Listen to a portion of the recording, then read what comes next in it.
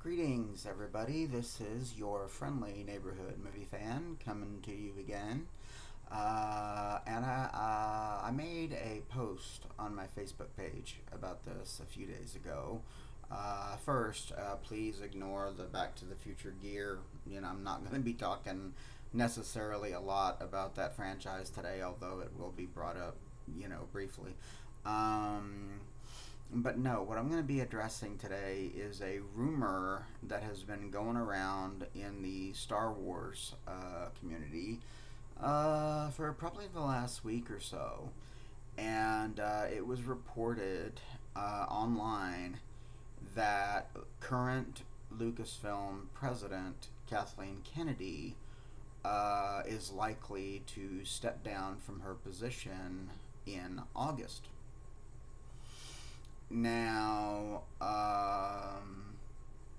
she was personally chosen by George Lucas himself 13 years ago in 2012. When he sold the company, he believed that Mrs. Kennedy was the right person to lead his company, to lead the franchise. And and I believe that that was largely based on more of a personal friendship versus a professional judgment call, because uh,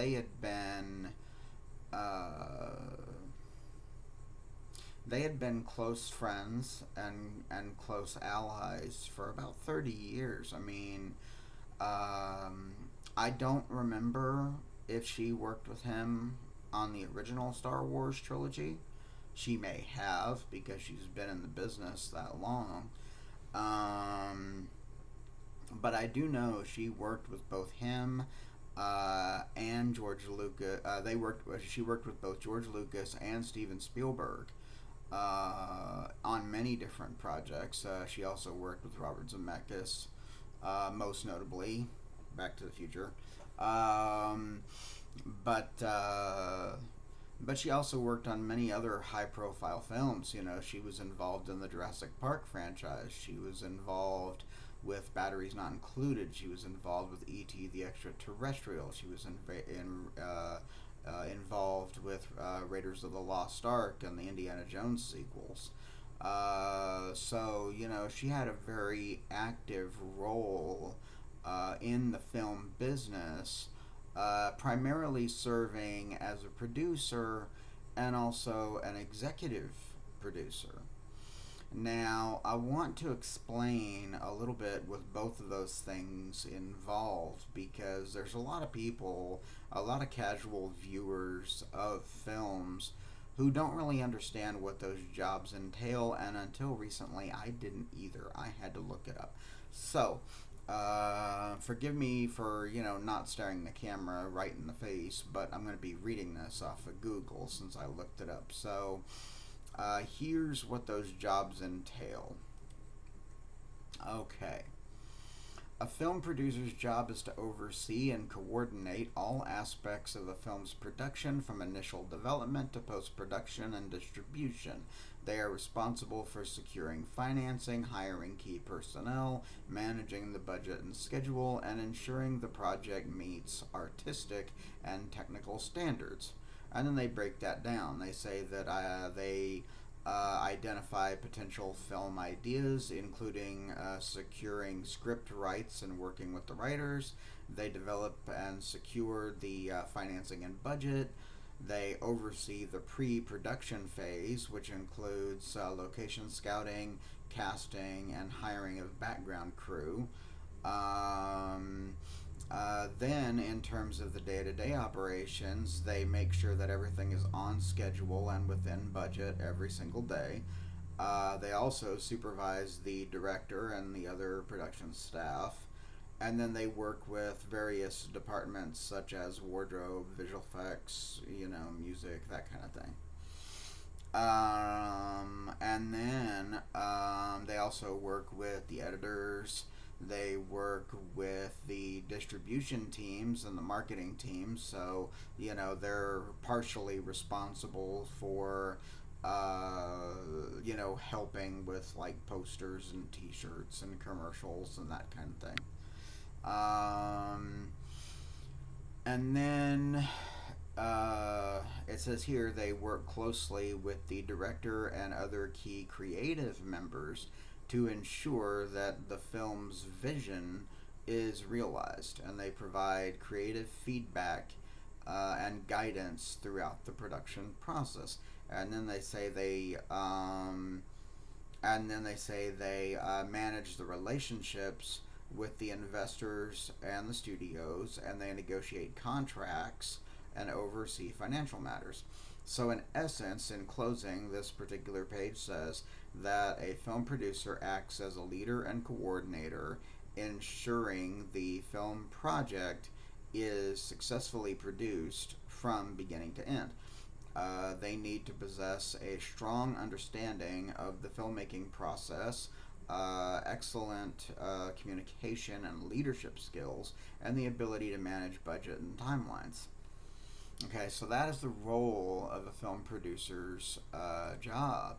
And so you might then be saying, okay, well, if that's a producer's job, then what is the job of an executive producer? And it's like, okay, well, the executive producer, as I read, I'm not going to read off the whole page because it's very, very similar. But pretty much, to sum it up, the executive producer's job is almost identical to that of a regular producer, except they also handle a lot of the higher ranking work. So they have to deal with the business side of it, the corporate side of it, on top of everything else.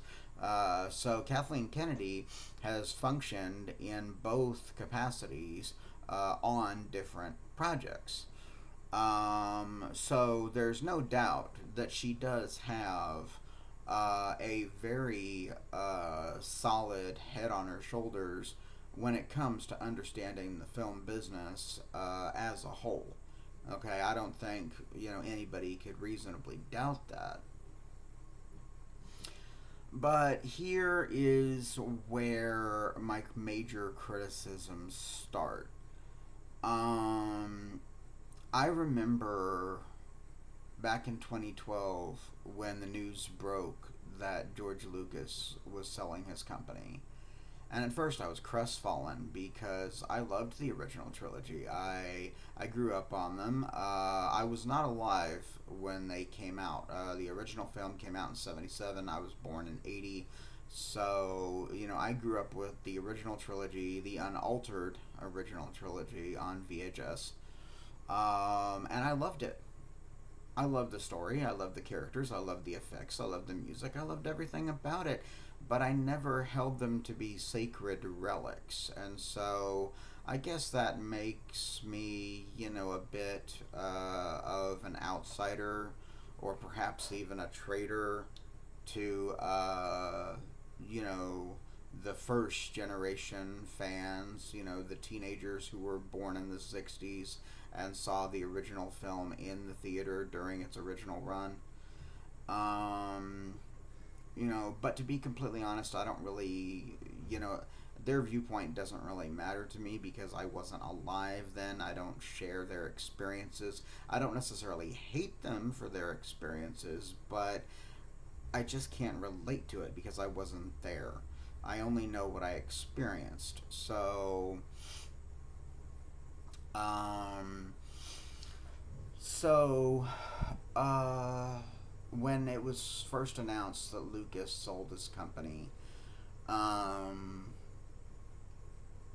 I was actually very surprised because there were rumors swirling after the success of Revenge of the Sith in 2005, which was the final prequel. There were rumors swirling that he might do another trilogy. But in the meantime, the 7 year time span between, Revenge of the Sith and the sale of the company, he got so much hate. so much hate. You know, personal attacks, serious death threats. I mean, you know, people just came out of all the different corners, you know, of the world pretty much and just lasered their focus on him. And one of the common cries, at least over the internet, was, you know, George Lucas raped my childhood, which, you know, my own response to that would be, hey pal, if, you know, you believe that, then clearly you didn't have much of a childhood to begin with. um but but you know, I remember loving the original trilogy. Again, I never held them to be sacred relics, so when the 1997 special editions came out, I never had any problems with them. You know, I didn't have any problems with the alterations. I thought the changes to the first Death Star battle in Episode 4 were freaking awesome. Even though it was a little redundant, I did enjoy the Jabba the Hutt scene where Han Solo steps on his tail. People have said over the years, you know, what did you think of, you know, Greedo shooting first? Admittedly, initially I hated it because it was such a drastic departure from what had been shown. But over the years, you know, I grew to accept it, and you know, I still don't entirely share Lucas's reason for changing it, but I have grown to accept it. There's only one aspect to the special editions that continues to truly bother me, and that is in the 2004 versions that were first created for the DVDs, and now they exist on the Blu-rays and the 4K copies. And that is a musical number that takes place in Return of the Jedi in Jabba's palace, and it is titled Jedi Rocks. The whole thing is not very long. It probably lasts about a minute, minute and a half. But it is the most annoying minute and a half in the entire original trilogy, in my opinion. Because the whole thing is done in a supposedly alien dialect with no subtitles, and it stops the film completely dead in its tracks. There is no reason for it to be there. You could cut around that entire scene with a film editor, and it would mean nothing. There would be no loss whatsoever if you cut that entire musical sequence out. There would be no loss to the film whatsoever. So the fact that he put that in there is like, I don't understand why. So that's the one part that does bug me. But out of everything else, you know, hey, I can handle it. It doesn't bother me. All right, now moving on to the prequels. I was approaching my 19th birthday. I am almost 45 now, which, you know, is hard for even me to believe. But I was almost 19 years old when The Phantom Menace hit theaters. And I remember being very excited for it because I heard the rumors and I saw the news reports, and I was like, oh wow, they're going back and they're doing this. You know, this is going to be cool. And then I saw the trailer for it and I was blown away. I was like, wow, you know, and then, you know, I remember they showed, I think in like one of the early trailers or TV spots, they showed Jake Lloyd as Anakin, who was only like 9 years old when the film was released. And I remember thinking at the time that that was a little strange. You know, this boy is supposed to grow up to become Darth Vader and he's 9 years old. You know, why would a filmmaker as brilliant as George Lucas make that decision?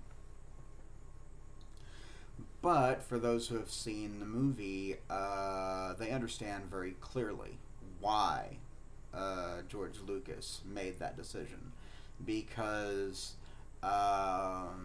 it shows from very early on that Anakin has a major problem with insecurity, with fear, with loss, and with accepting change. And those negative qualities, those weaknesses, grow over the course of the next two prequels, and they finally cement in his transformation into Darth Vader. So, so that made sense. So I have, I mean, and people say, well, what do you think about Jar Jar Binks? I love the character. Okay, I think he's freaking hilarious. People say, oh, he's just a pathetic, racist caricature. I'm like, you're an idiot. Okay, there's a lot worse examples of racial profiling, hateful racial profiling, than, a character like Jar Jar Binks. I mean, the fact that he was played by a dark skinned actor has nothing to do with it. Okay, and they said he copied a Jamaican accent. Ahmed Best is not even Jamaican. Okay, I'd have to look up again where he's from, but he's not Jamaican. So, um, so, the only slight objection that I had to Jar Jar was just some of the bathroom humor. Like at one point, he steps in, animal crap on Tatooine, and then during the pod race, he's in the general direction of a giant alien animal's, fart. And it's like, okay, you see it once, it's funny, but then on repeat viewings, you're like, why the hell did he put that in there? So, but otherwise, I thought Jar Jar was absolutely hilarious. And that enjoyment of that character in that movie made me feel very, very sad when his role was drastically altered for Attack of the Clones and then reduced to a silent cameo for Revenge of the Sith. I feel that Lucas caved to the people who referred to themselves as so-called fans, and who reality, in my perception anyway, were nothing more than blind haters. They wanted things a certain way, and they were unwilling to accept anything different. And what I'm about to say regarding the sequels will illustrate that I do have some of that same, attitude myself, but I don't take it to as much of an unreasonable extreme. At least I hope not to. So when Kennedy took over, one of the first things that she did is she held a press conference. And actually, I don't even think it was a big scale press conference. I think it was just a meeting, like in a boardroom or something at Disney, because Disney bought out Lucasfilm, and then, George picked Kathy as, head of the company, head of the division. And she was sitting there, and I think he was in the room, Lucas, if I recall correctly, and I think Robert Iger was also in the room. And I don't know this for sure, but I believe J.J. Abrams, director of The Force Awakens, might also have been in the room. I don't remember if he was in the room or not. But they were sitting together in a room, and they were talking about what they planned to do with the direction of the franchise. And I don't remember everything that was said, but one thing stands out in my mind, which is that Kathleen Kennedy specifically said that the characters, as created by George Lucas, meant a great deal to people, and that she understood that, and that she felt a duty to honor and protect the characters that he created. So when I first saw that, I was like, okay, all right. And knowing her past body of work, I thought, okay, no problem.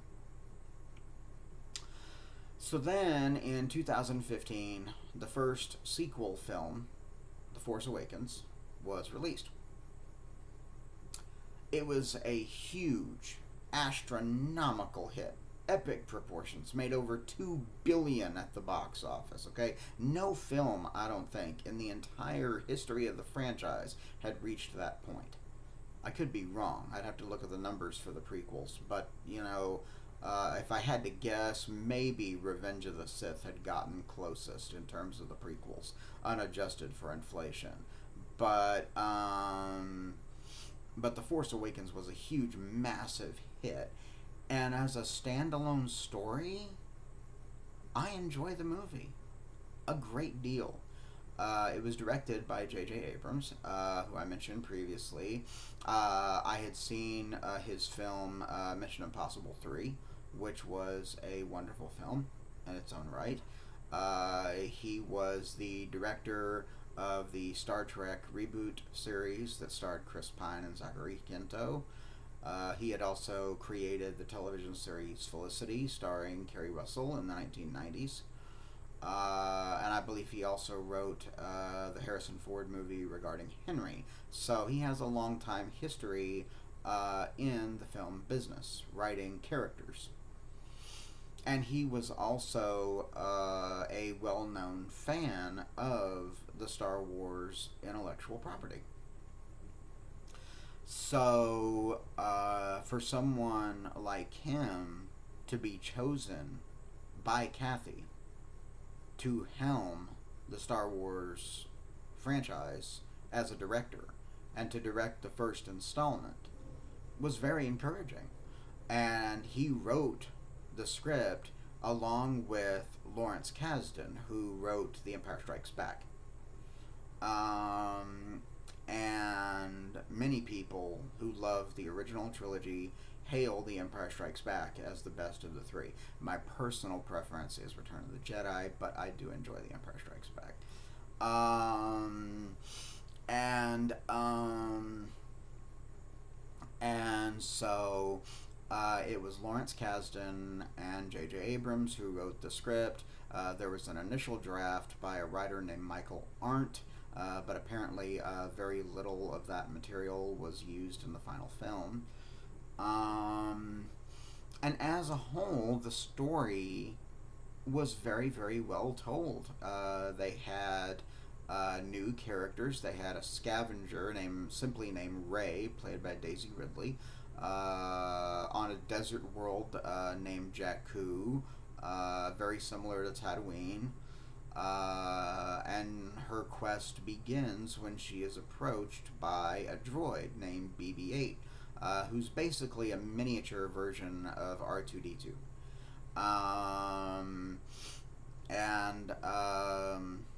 And then you also have other characters. You have Poe Dameron, who's a hotshot pilot, who's pretty much the sequel's version of Han Solo. And then you have, in an enterprising move, a stormtrooper named FN-287, if I remember correctly. That was his designation, because apparently the Empire, or they reformed themselves as an organization known as the First Order.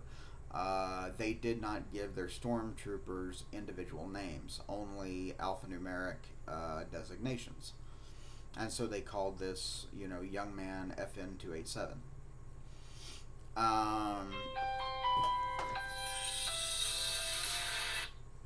Sorry, that was my cell phone. And so he was played by John Boyega, and he makes a very brave decision and chooses to defect from the First Order. He makes the decision and says, I'm not going to kill for them, which is a huge departure in the Star Wars mythology. And so he becomes an aide to the members of the Rebel Alliance, who are still at war 30 years later, because even though Palpatine was apparently killed by Darth Vader, the remnants of the Empire managed to rebuild over the decades, and they reformed themselves as the First Order, and their leader, at least for the moment, is a being known only as Supreme Chancellor Snoke, and his leading student is a Sith Lord in training named Kylo Ren, played by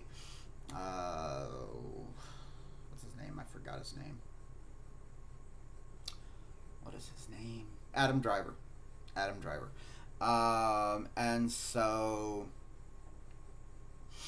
and so, and then, spoiler for those who have not seen the film, it is revealed that Kylo Ren is actually Ben Solo, the son of Han Solo and Leia Organa, played by Carrie Fisher. And again, huge spoiler, there comes a moment in the film where Han Solo walks out onto a walkway, a very high walkway over a seemingly bottomless pit, and he confronts his son over the evils that he has done for the First Order. And in response, Ben kills his own father. He impales Han with his red lightsaber straight through the gut, and Han falls off the walkway to his death. And upon viewing the film, I was a little conflicted over that. I was and I wasn't, because I knew that Harrison Ford had wanted Han to die ever since Empire Strikes Back, because he was not enthusiastic about coming back for Return of the Jedi. He was persuaded to by George Lucas, and fulfilled his contract. He didn't even have a contract for the original trilogy, but he fulfilled his. He did what Lucas asked him to do. And so when he came back for Force Awakens, I don't think this was ever revealed publicly, but I would not be surprised if it was true that one of his stipulations for returning was the death of his character. So whether that's true or not, I don't know, but that would not surprise me if it was the case. So I loved The Force Awakens. I thought it was a wonderful film. And then it ends with one of the greatest cliffhangers in cinematic history. Rey discovers the last piece of a map to the location of the long-lost last/new Jedi, Luke Skywalker. And she winds up on a planet called Octo, which is a mountain planet, and she goes up a hillside on a bunch of steps, and she meets Luke at the very top of the mountain. And at first he's standing, afar from her with his back turned, and then when he senses that someone is there, he turns around, and with one hand, I think it's his mechanical hand from Return of the Jedi, he lowers the cloak from his head, and the music swells, and then the camera irises out to the credits, and you're like, holy crap, that's it. So it was one heck of an ending. I loved it. I thought it was a wonderful setup. And then, shortly after that, they said, and that was in 2015, and then shortly after that, they said the next one would be released 2 years later, which was a full year shorter than Lucas's timetable, because he released all of his films in 3-year intervals. So the fact that Disney was doing it every 2 years, some people thought that was a little strange. They thought maybe it was, a little rushed. Other people thought they were doing it for publicity reasons. And then sadly, during production, or even possibly preparation for what became titled The Last Jedi, Episode 8, Carrie Fisher passed away close to Christmas. I believe it was in 2016. And and the official cause was a heart attack. But she had wrestled with, many drug problems and various things throughout her life. The doctors said that they found multiple drugs in her system, but the amounts were so small that they couldn't determine whether or not they led to her death. So, we don't know. But greatly missed to this day. A wonderful talent, both beyond Star Wars and in the franchise itself. Greatly missed. If she's in heaven, God bless Carrie. Because, just wonderful actress, wonderful talent, seemed like a wonderful woman. I would have loved to have had the chance to meet her. I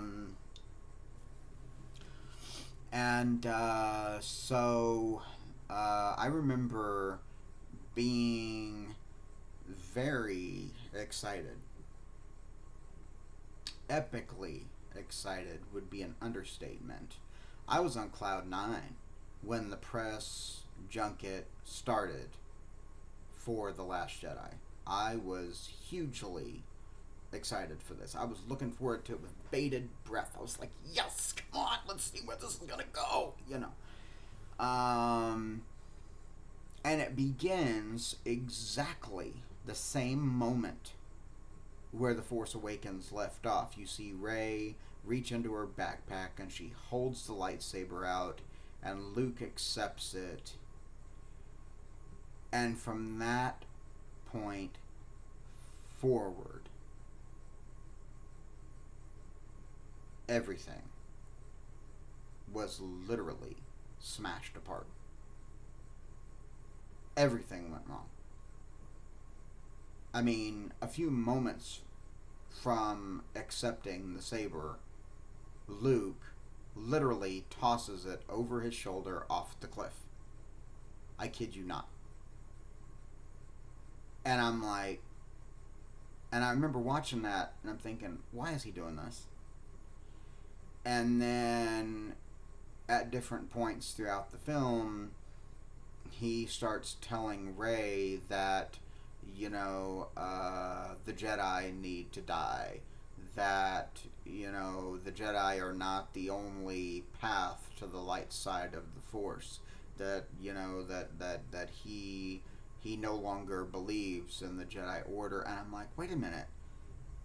This is a guy who saved his own father from Emperor Palpatine, and then his father saved him from Emperor Palpatine, and then he became the last hope for the Jedi itself and for the Star Wars galaxy. And then 30 years later, he's a miserable hermit on a remote world, literally drinking milk from alien animal breasts. I kid you not. And just living this fearful, reclusive life. And I remember thinking to myself, this is not right. This is not supposed to be. This is not how it's supposed to be going. This I don't know who this is, but this is not Luke. This is not right. And at the same time, throughout the film, the character of Rey, her story is being heightened astronomically compared to where she was in The Force Awakens. They give her a very strong telepathic bond with Kylo Ren. They also introduce a scene where it is said that her parents were nobodies who abandoned her on Jakku, which I thought was complete bullshit. And there's also a confrontation with Supreme Chancellor Snoke, who is supposed to be the leader of the First Order. And he was only glimpsed very briefly in The Force Awakens, but he was, kind of painted as like the next Palpatine, perhaps even worse. The epitome of darkness that Darth Vader and the Emperor only aspired to be. This guy was going to be the next big bad, And he ends up being killed, literally sliced in half by his own apprentice. And not even directly. He takes Kylo Ren's lightsaber away from him. And while Snoke is distracted talking to Rey, Kylo uses the Force to activate the saber and impale Snoke sideways through it, and then draw it back to himself, which slices Snoke apart at the waist. So Snoke is killed in the most idiotic fashion imaginable by his own apprentice. And some fans of the original trilogy will say, oh, well, that's the Sith way. You know, the learner, the apprentice always kills the master. And it's like, yeah, but it was done so poorly. It was done in such an idiotic way. I mean, there was no calculation. There was no preparation. There was, Snoke wasn't even really given that much of a backstory. There was no detail given on where he came from or who he was or why he was such a threat. And it just felt like the director of The Last Jedi, which was Rian Johnson. He seemed to feel, and I've never met the man, and I've never seen a lot of interviews with him, so I can only guess as to what he was thinking with that story element. But it seems to me that he just wanted to get Snoke out of the way so that he could focus more on Rey and Kylo, and far less, by the way, on Luke or Leia or Finn or Poe. He didn't really seem to have much interest in any of those characters.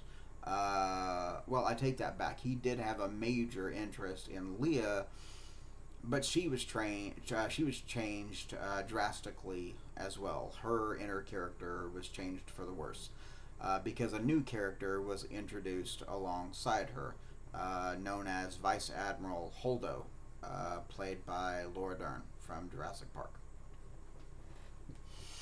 And this is nothing against Laura Dern. I think she's a wonderful actress. I liked her in the Jurassic Park franchise. I also loved her in a 1990s dramatic film called October Sky, where she played a school teacher who helped a young boy learn how to make rockets.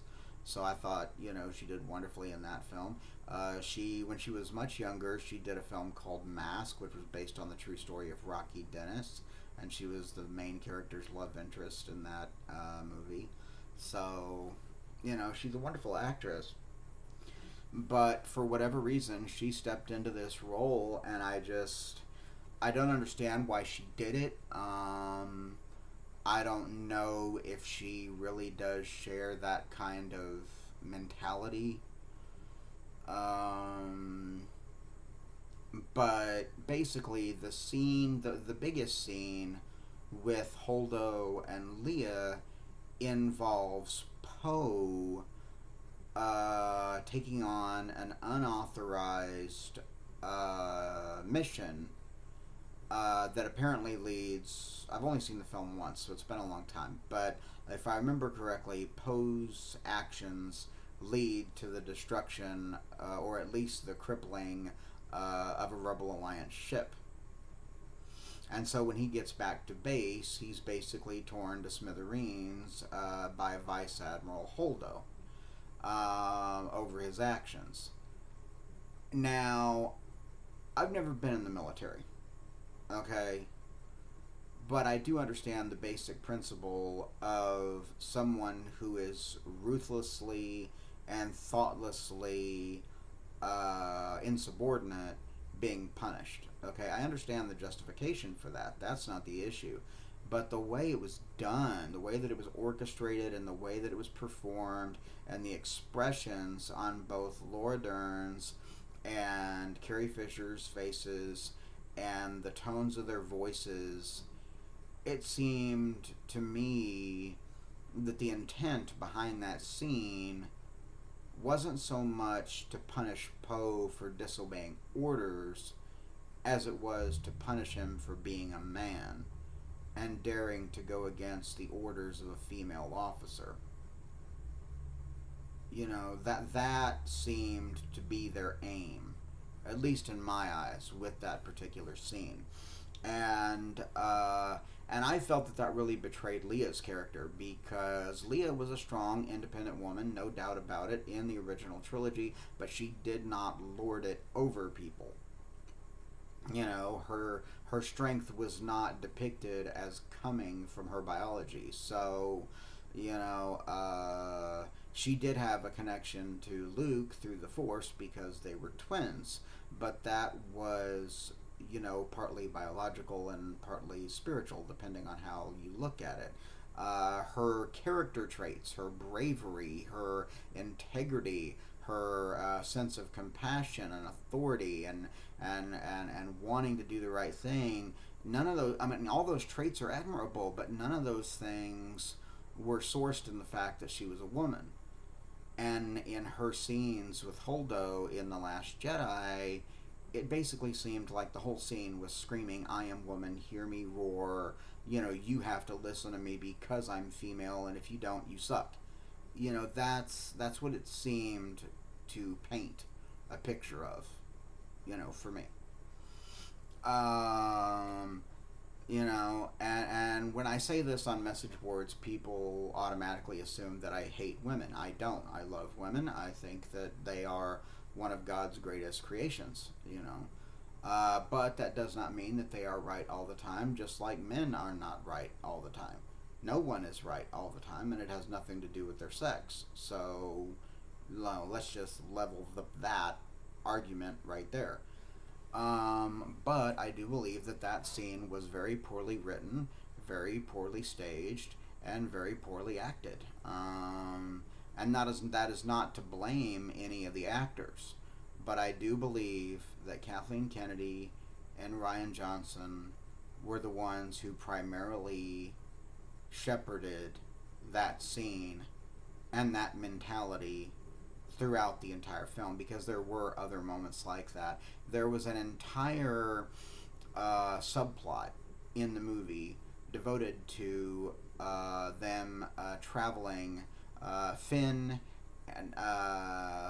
goes with a character, I believe her name is Rose Tico, to a planet called Canto Bight, which is supposed to be a casino world, and they're looking for a code breaker to aid the Alliance. And if I remember the scene correctly, they either find the code breaker and are betrayed, or they don't find the code breaker at all. I don't remember the scene and how it turns out, because, like I said, I've only seen the movie once. And then by the end of the film, and this is also another big problem that I have with the film. Going back to Luke, it is revealed about a third of the way through the film that what caused Kylo Ren to become evil was the fact that he was essentially betrayed by Luke.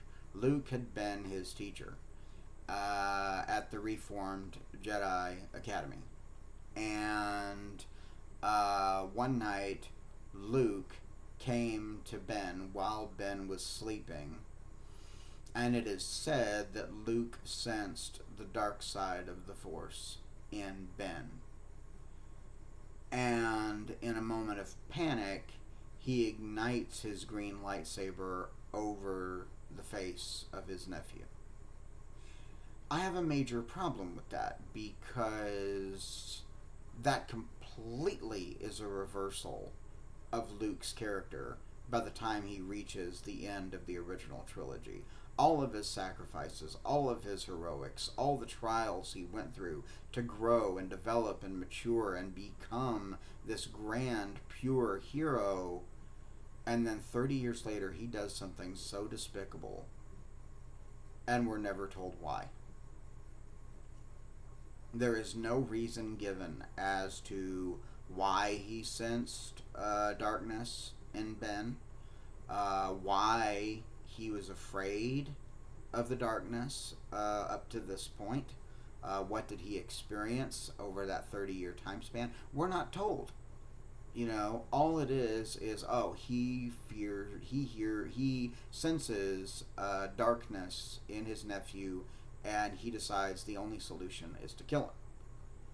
And it's like, hello, this is the son of your twin sister, your beloved twin sister, the better side of you, the one woman who, in the entirety of your history 30 years earlier, never showed any signs of darkness herself.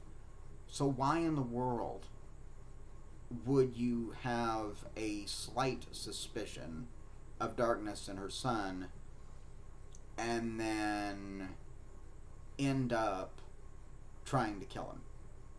That makes zero sense to me. That makes absolutely no sense. None.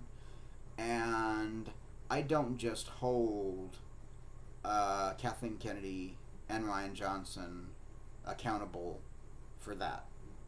I also partially hold Mark Hamill accountable for that. And people will automatically raise their hand. They'll be like, whoa, whoa, whoa, how can you hold Mark Hamill accountable? I'm like, hold the phone. All right, hear me out. I understand that he is an actor, okay? He is not Luke Skywalker. He is an actor. But for many people, he personified that character for an entire generation. And even after he stopped acting as the character, he appeared at conventions for decades and met with fans, and they all knew him as Luke Skywalker.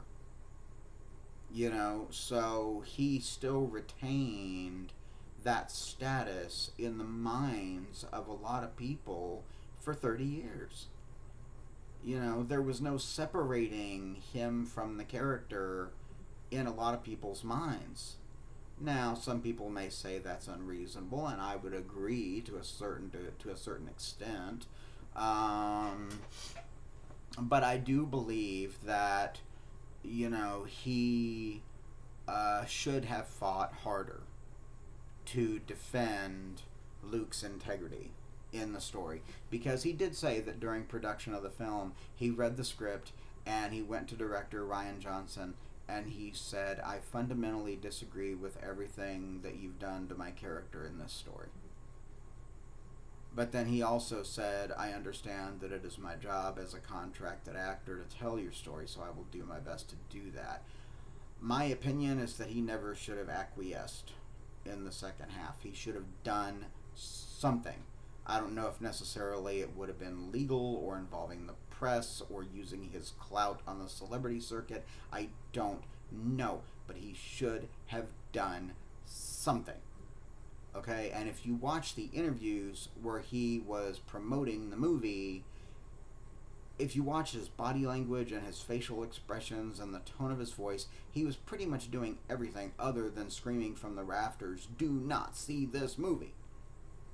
Because he knew how terrible Luke's behavior was in this movie.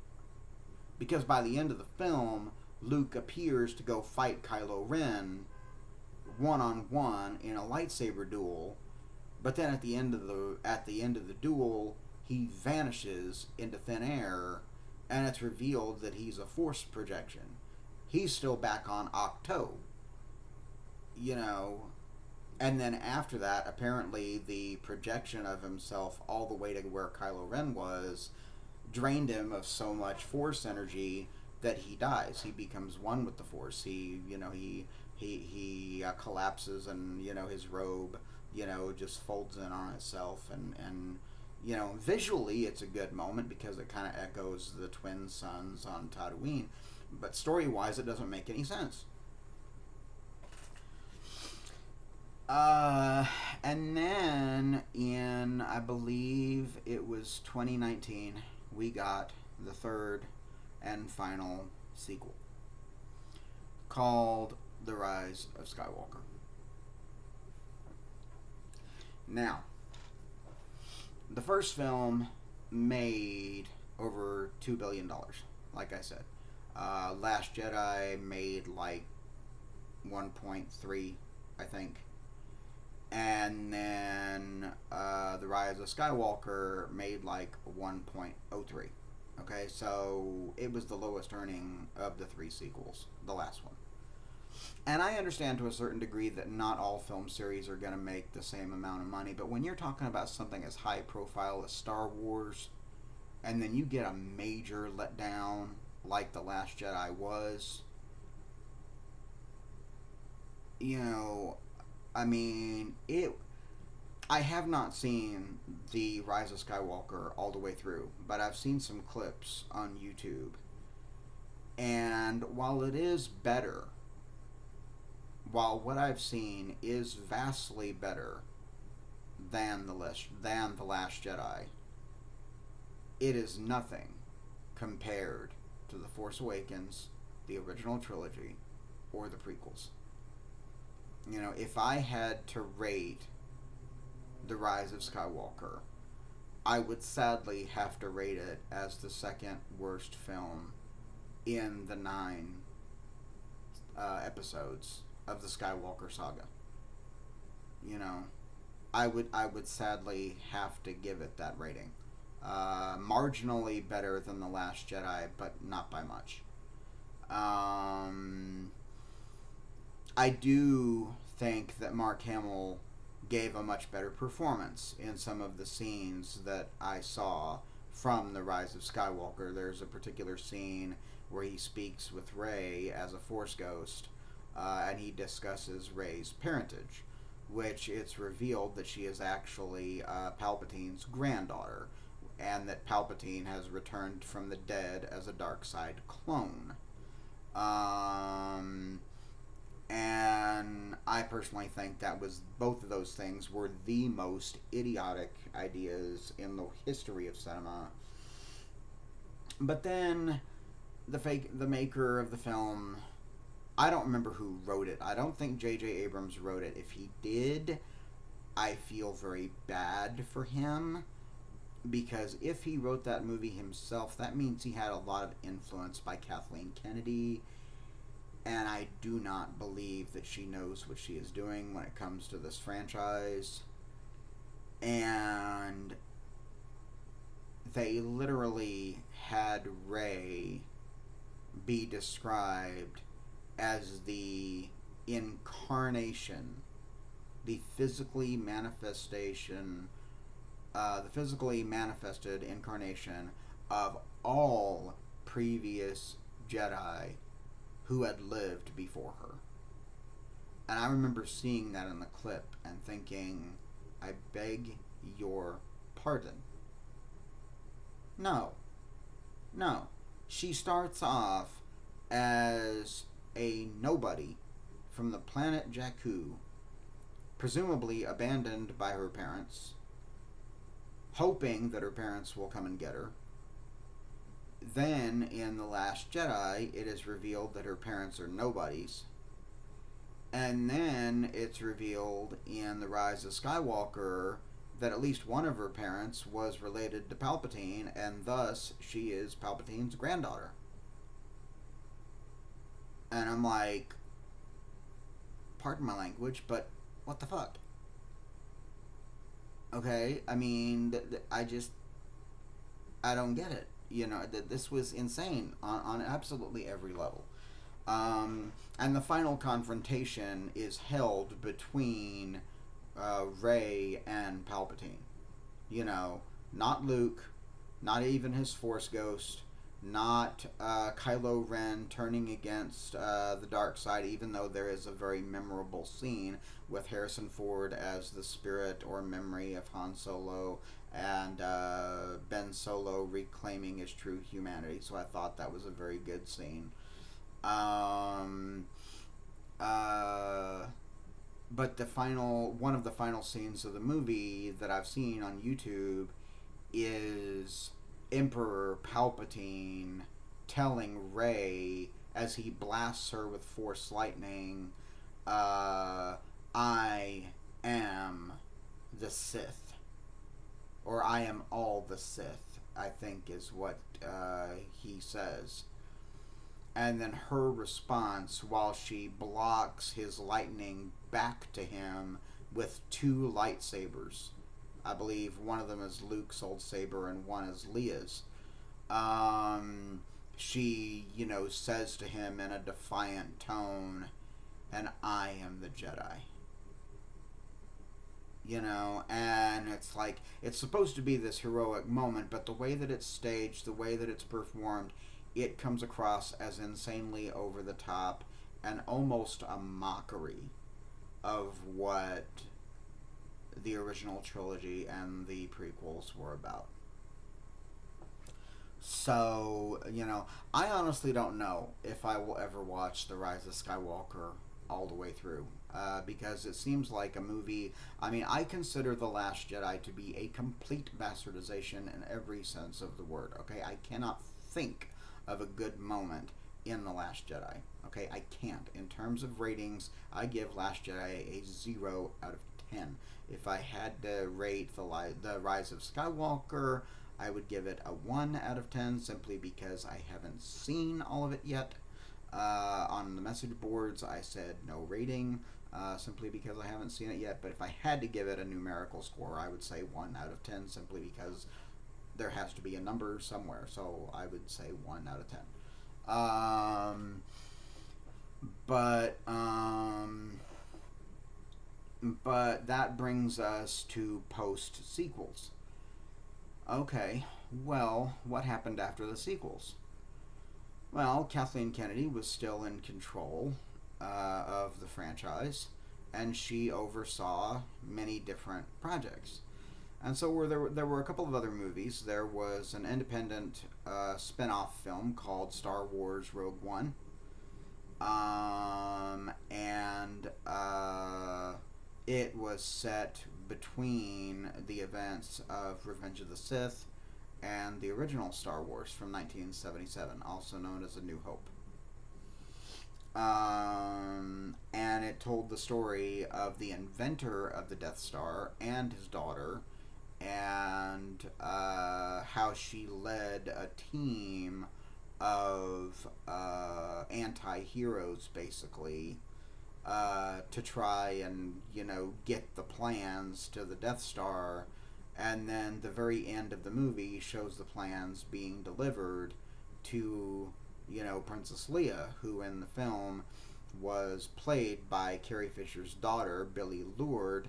And then they used CGI and voice recreation technologies to add Carrie's face and voice onto Billie's body. So, so that's what they did for Rogue One. There's only really one moment in Rogue One that I like, and that is when a Imperial officer named Director Krennic returns to the planet Mustafar, which was seen in Revenge of the Sith. And that's where Darth Vader's, charred corpse was born. And there is a palace there now during this time period in the saga. And another character entirely opens this, grand door in front of this giant, tank of Bacta fluid, which is like a healing fluid in the Star Wars universe. And he simply says, "My lord, Director Krennic is, demanding a meeting." And so the water level starts to lower, and you see this deeply scarred, partially healed head from like a side profile, and then the rest of the scene cuts away. And then, as Director Krennic is waiting, you see this shadow start to creep up through the darkness, and the doorway opens, in the distance, and the heavy footsteps sound, and the echoing music of the Imperial March plays. Bum, bum, bum, bum, bum, bum. And Darth Vader walks into the room, and you're like, oh, somebody's gonna get it. And so it's a very short scene, but it is a wonderful moment for anybody who loves the original trilogy. I mean, they did a wonderful job on bringing Darth Vader into that movie, and then he's also at the end of the film because it has to tie into Episode 4. Uh, so they did bring him in for a couple of moments in Rogue One, but outside of those two appearances, and then also there was a good scene with Galen Erso and his daughter. I believe her name was Jason Erso, and and but other than those three moments, I thought the film was mostly unnecessary. We didn't really need it. The opening crawl to Episode 4 already says that the Death Star plans were stolen. We don't need to know how. And people will say to me, well, we didn't really need 3 whole movies about the rise of Darth Vader either. And it's like, well, maybe not. But at least they were, more well thought out and more entertaining and really seem to serve an overall narrative purpose as opposed to Rogue One, because, major spoiler, pretty much everybody who's a new character in Rogue One is dead by the end of it. The only two main characters that really survive the events of Rogue One are Darth Vader and Princess Leia. Everybody else is dead. So, what was the point?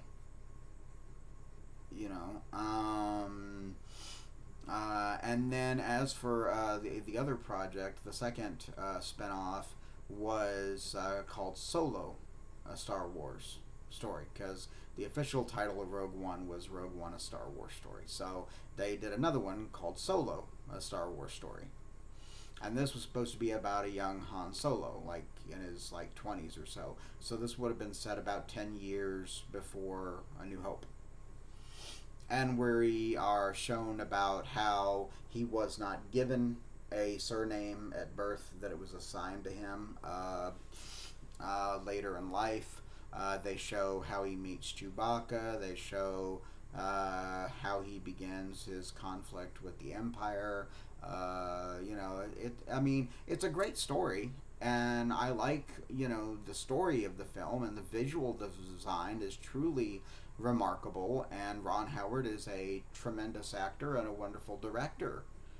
But I think there was one crucial flaw in it, and that was the lead actor. This is not meant as any insult whatsoever toward that actor. I believe his name is pronounced Alden Ehrenreich.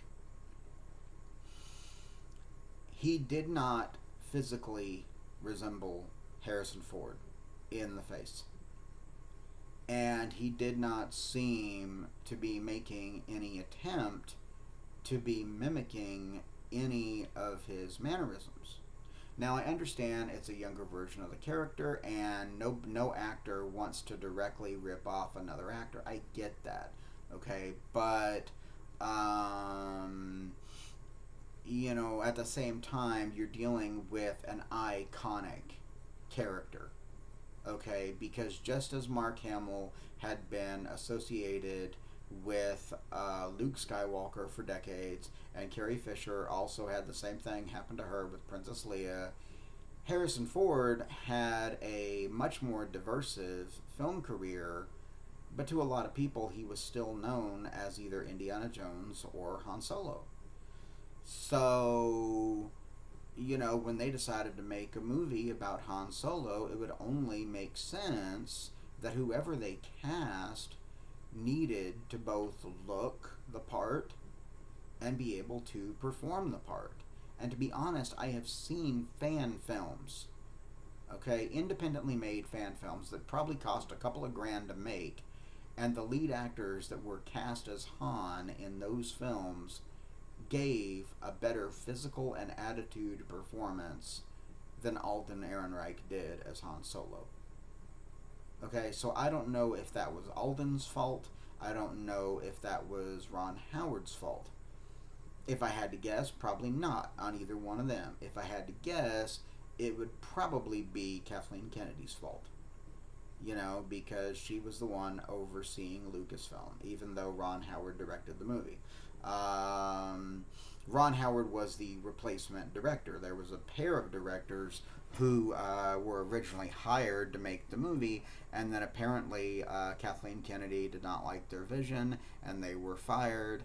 And so Ron Howard was brought in, and as I understand it, he did like 2/3 of the movie over again so that he could get director credit. Um, and so again, I like the story of the Han Solo movie, but I think the lead actor was a terrible, casting choice. So now, where does that lead us? That leads to the streaming shows. And I'm going to try and remember all of them. I don't want to dwell on them too much because I haven't watched all of them. In fact, I haven't watched any of them all the way through. And I only have one of them on home video. I have the series of Obi-Wan Kenobi on Blu-ray. And I do like what I've seen of it, most of it on YouTube. I will admit it's been laziness on my part. I haven't made myself sit through all the episodes yet, but I want to. So, but Obi-Wan Kenobi got a lot of praise because they got Hayden Christensen and Ewan McGregor back to play Darth Vader and Obi-Wan Kenobi, respectively. And so getting those two actors back, really got a lot of, respect from the hardcore Star Wars community. And for the most part, from what I've seen, it actually respects the tone of both the original trilogy and the prequels. So, there's always going to be differences when you're dealing with, something set, in a timeline, spot. It is set approximately 10 years after Revenge of the Sith, which would be about the same amount of time before A New Hope, because there's roughly, 20 years or so from Revenge of the Sith to A New Hope. So Obi-Wan Kenobi takes place in the middle of that. And I'm not going to go into the specific details, but the broad synopsis for the show is that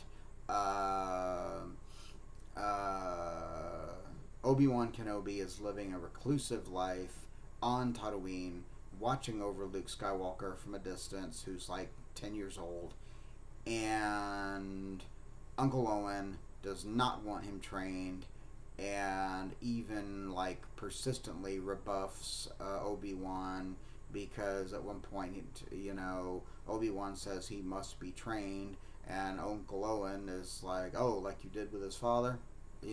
Just throws it right back in his face. So, Anakin is presumed dead at the start of the series. Anakin is presumed dead by the people of Tatooine and by pretty much everybody else. They think he's dead. Obi-Wan even thinks he's dead because he left him to burn alive on Mustafar, and he has no idea that the Emperor rebuilt him as a cyborg. He has no idea. And it's not until another character mentions the name Darth Vader and Obi-Wan overhears it that he is traumatized all over again, and he realizes he will have to face his former student, now the most evil Sith Lord in the galaxy. He will have to face him at a certain point.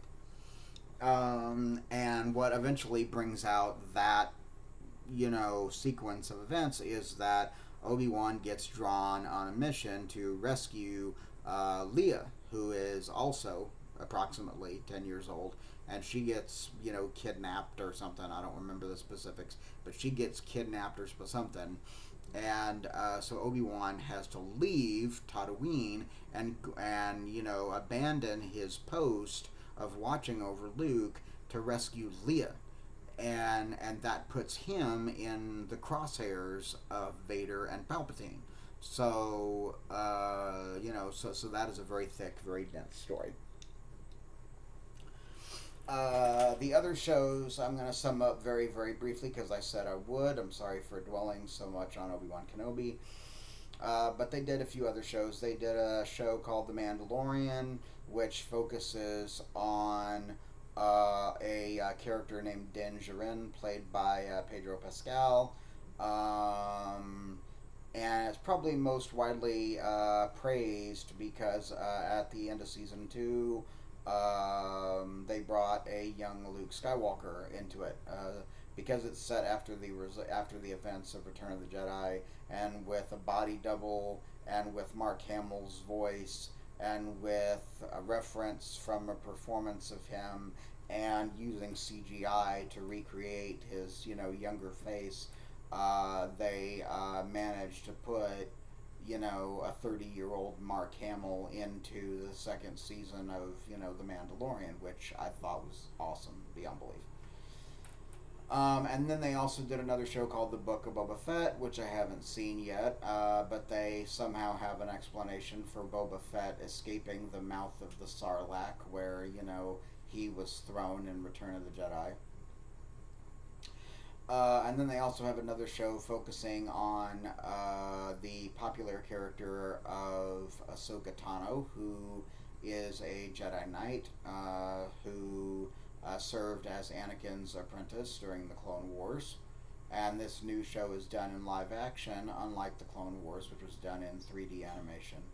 And Rosario Dawson from Men in Black 2 and the Daredevil Netflix series plays Ahsoka Tano in live action. And so they have an entire series revolving around her. And then they also have another one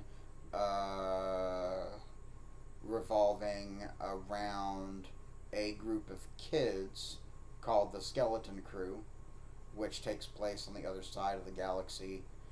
And then there was another series known as The Acolyte, which, had the most ludicrous concept imaginable. I kid you not, okay? And I don't know how Kathleen Kennedy thought this was a good idea, but the creator of this show is apparently homosexual. And so she thought it would be a really good idea to create a show in the Star Wars universe where the main characters were members of a witch coven and they were lesbians. And when I first read that online, I remember thinking this has to be a joke. Because no one in their right mind would, endorse something like this. Not necessarily because of a moral component, but just because, nothing like that had ever been put into Star Wars before, at least not that I'm aware of. And, the political sphere these days is so bent on accepting everything, no matter how contradictory it is.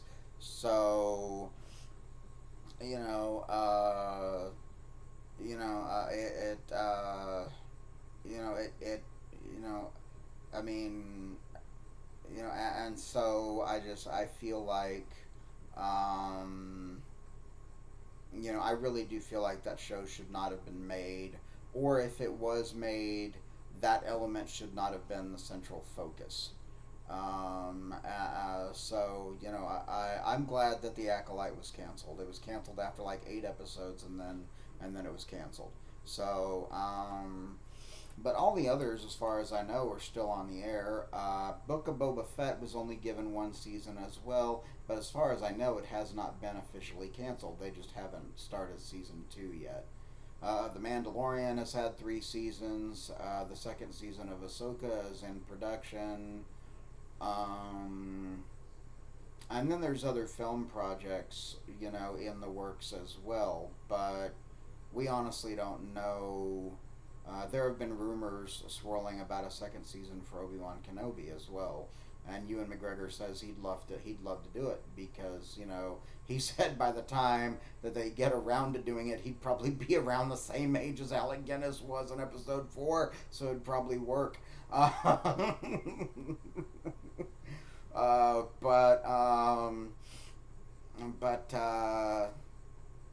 but yeah, so that is pretty much where I stand on Kathleen Kennedy and her involvement with the Star Wars franchise. Do I think she should resign? Yes, undoubtedly, without any second thought.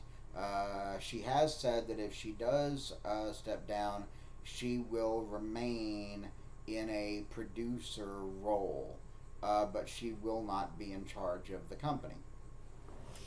And it's like, okay, well, if she remains in that capacity, that's one thing, but that means that she has a supervisor that she has to answer to, so she doesn't get to do anything that, comes across her mind. She's not, beholden to her own whims. And I guess technically, she wasn't even that way to begin with because, she answers to the head of Disney, who is Robert Iger. But for whatever reason, Robert Iger felt that, he shouldn't rock the boat and, get in Mrs. Kennedy's way. And I think that was a big mistake. I think that he should have saw the downhill trajectory starting with The Last Jedi, and I think he should have taken drastic measures to correct it. I don't know necessarily what those drastic measures should have been, but I do believe that he should have done something drastic to correct it before it got any worse. Unfortunately, he didn't, and as a result, a lot of the property now has been stained by a lot of ideas that never should have been included. I am grateful for shows like The Mandalorian, Ahsoka, Obi-Wan Kenobi, but then you have truly asinine things like The Last Jedi and Skeleton Crew. Well, I don't know about Skeleton Crew. I haven't seen it yet. But The Last Jedi and The Acolyte and potentially the Book of Boba Fett. I haven't seen that yet. There's been a lot of negative press about that, so I don't know about that one. But anyway, that's my rant. Over an hour and 17 minutes. I'm sorry, I didn't realize that I would be going on this long. This is my longest video in quite some time, and so I do repent about that, but I am a very intellectual, very analytical, very detail-oriented person by nature. It comes from being autistic, so, blame a differently hardwired, brain, more than anything else. This is your friendly neighborhood movie fan signing off. Thank you for watching.